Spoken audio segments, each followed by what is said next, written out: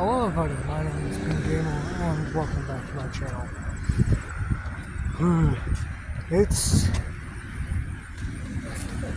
It's only Wednesday and it felt really tired. So yeah, it's only Wednesday and it feels like I really just want Nick to be on board. So welcome. And guess what? It's actually time for some off tribe, because I finally actually finished the page I was working on, which I already talked about. But now I'm technically done with the next page as well, which I didn't talk about because I just finished it today and I just started it today. So yeah, I did a lot today. So yeah. Welcome back to Ultrastrike. Let's talk about Ultrastrike.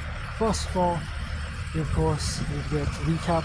So basically, a young boy called Thor leaves home because of his verbally abusive dad.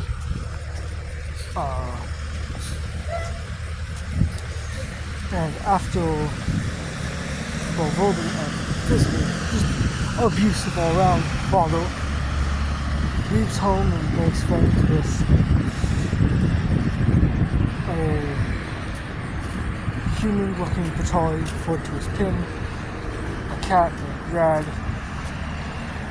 an elven princess named Scar, an elven prince named Toki, is where it's gone, and a short gnome, or a gnome wasn't referred to as gnome side, or side short, and then a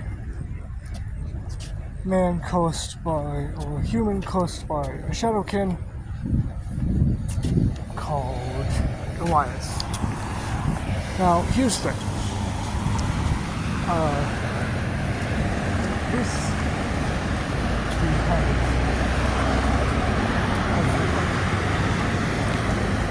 basically, the whole team kind of makes the season now with ended up at Kingdom. And now going to go get basically Kingdom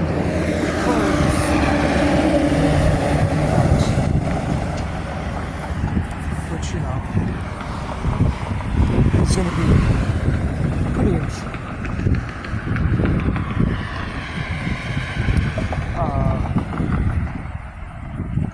But as they sort of go that way, Frog starts talking about himself to Pin, which they kind of make on,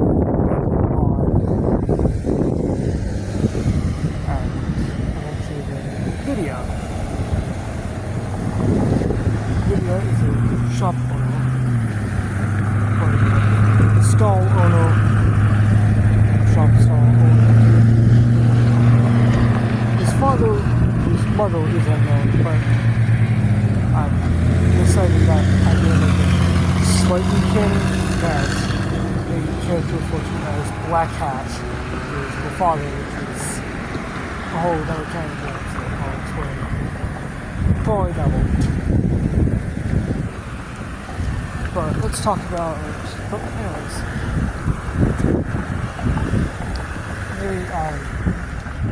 I don't know, but either way, like, Lydia, of course, slams the little stall doors and basically hides away into the little stall.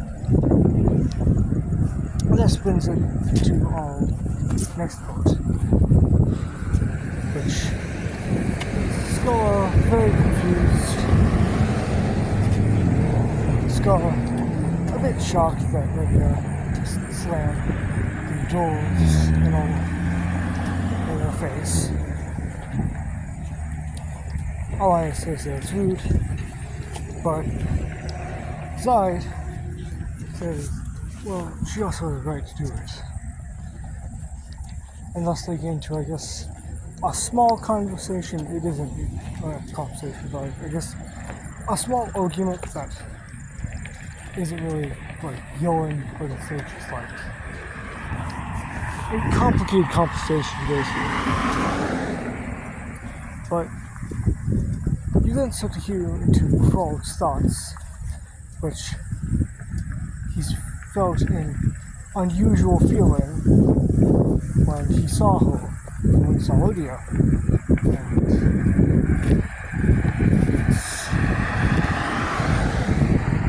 he processes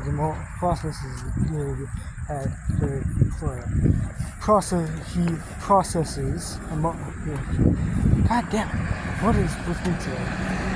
I can't speak at all. He processes it a moment, and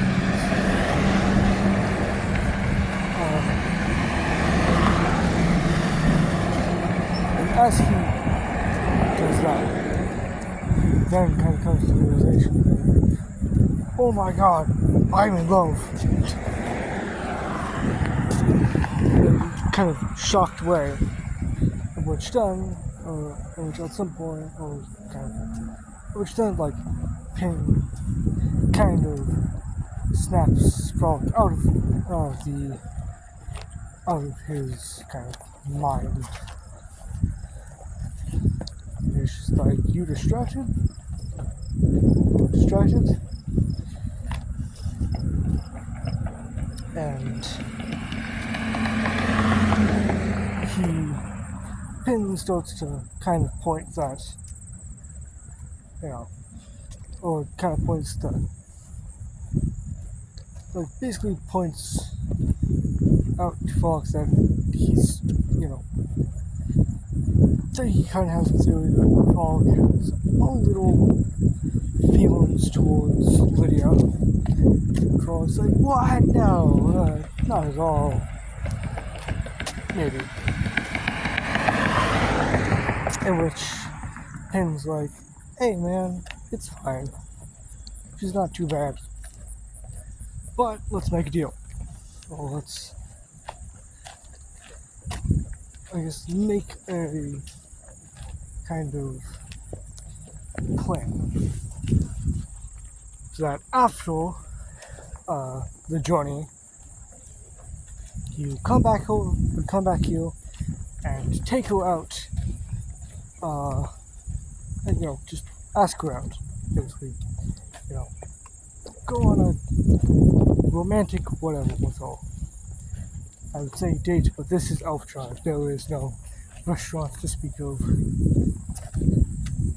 But again, this is also a divorce in which someone has fashioned a cowboy hat, and there's also,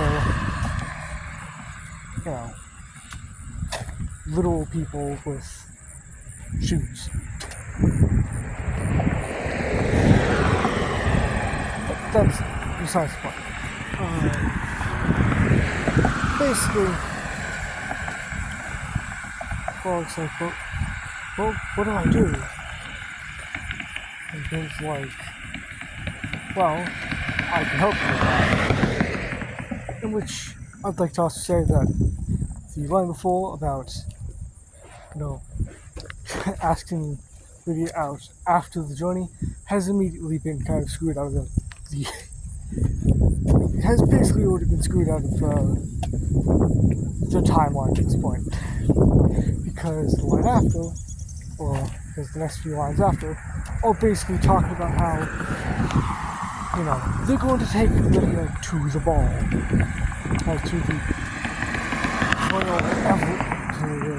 to the Royal Elven event done by, the Elven Royals, or done by, the Elven Royals of that kingdom, who invite, other royals or higher-ups to, other royals or higher-ups within a race or culture with at least maybe a few gods to enjoy the event. Maybe just their spouse and, I don't know, a few people of their choice. And the reason why I say higher ups and not actually just rulers is because I'd also like to point out that there is Zelene, a kind of a leader of the elite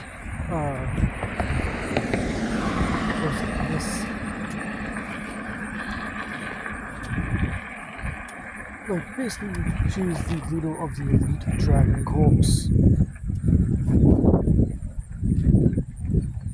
Like the elite Dragonborn corps. Let me explain something.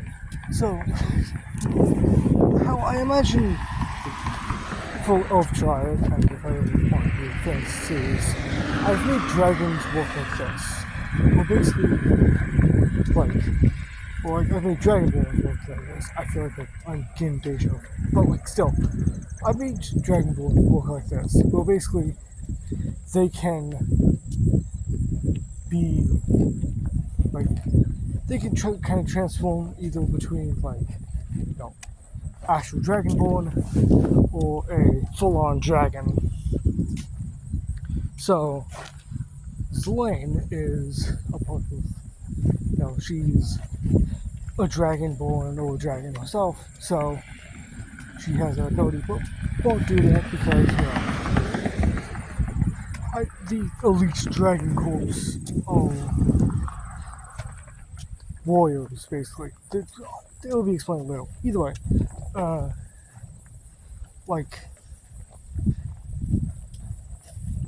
Either way, Pin kind of encourages Frolic to, tell Lydia or ask Lydia to the ball. Because, why not? And also because I don't think I had any real way to go about, I'd like to explain. Because how I made Lydia work is that she's, of course, a shop owner that isn't within the, event. And with the original idea, or with the original story, technically, Frolic had Scar, so that would work. But then there's something that I like to point out, in which,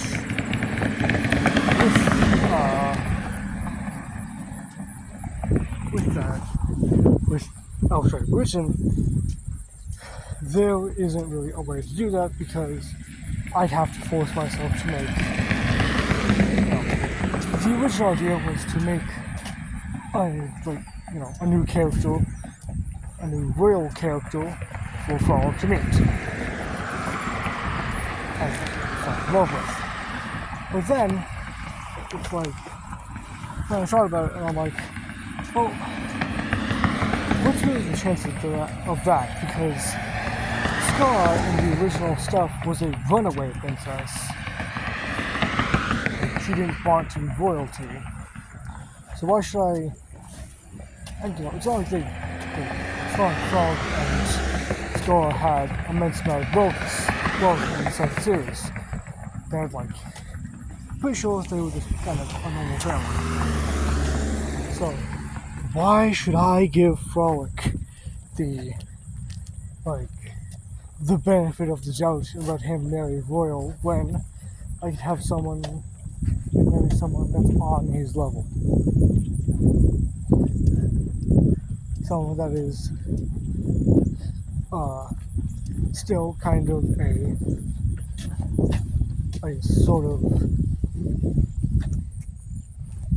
someone that still lived within the kingdom, but just isn't royalty.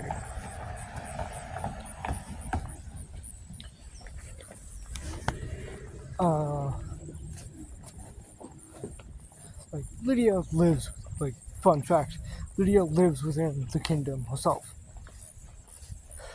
Lydia is around 18 to 19, so she's allowed to live on her own, so she's living within, the kingdom. And, like all of that. But the reason why I'm having Lydia come to the ball is also because like there would be no way to like piece together kind of love scenes between like kind of scenes that would basically kind of point to, oh, this character can like, oh, these two have a future together. I don't have something like that. I only really have like other stuff. So I just thought that why not bring Lydia to the event? I mean, it's more simple than kind of trying to function up scenes that would actually make Frolic and Lydia have actual romantic feelings towards each other. So yeah. But either way, that's all for now. Remember, like, subscribe. I hope you enjoyed. Goodbye.